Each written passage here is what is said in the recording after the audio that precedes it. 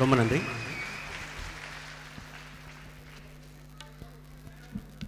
அடுத்த சாங் சாரோட சேர்ந்து பானு பாட போறாங்க. என்ன சாங் அப்படின்னு சொல்லிட்டு அது சுவாரஸ்யம் குறைஞ்சிரும். ஸோ அதனால நீங்க கேட்டு என்ஜாய் பண்ணுங்க. அண்ணன் அவர்கள் பாடுவதற்கு முன்பாக நமது அங்கிங்கி இசைக்குழுவுடன் எஸ்பிபி அண்ணா அவர்கள் எத்தனை நிகழ்ச்சி கலந்து கொண்டாலும் அதில் சில நுணுக்கங்களாக ஒரு சில பாடல்களை அவரை இம்ப்ரெஸ் பண்ணி பாடுவார்.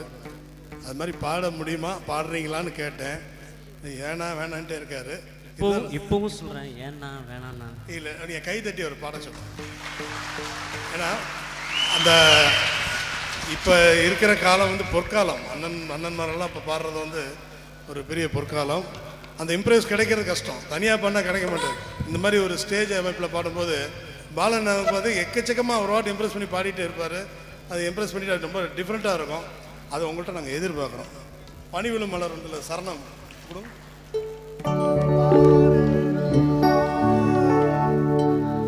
சேலை மூடும் இளஞ்சோலை மாலை சூடும் மலர் மாலை.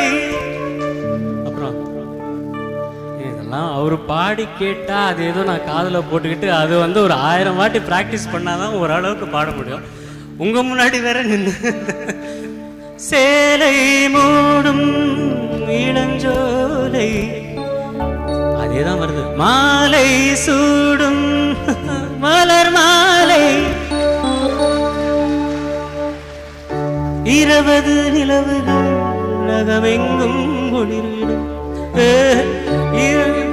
20 நிலவுகள் மலரெங்கும் ஒளிவிடும் இளமையின் கனவுகள் விழிதோறும் ஒளிவிடும் தர தர தன தர நன நன தர நன தர நன தரணி நனரி நனரி வானம் வாடி போயிடும். நன்றி நன்றி நன்றி நன்றி நன்றி.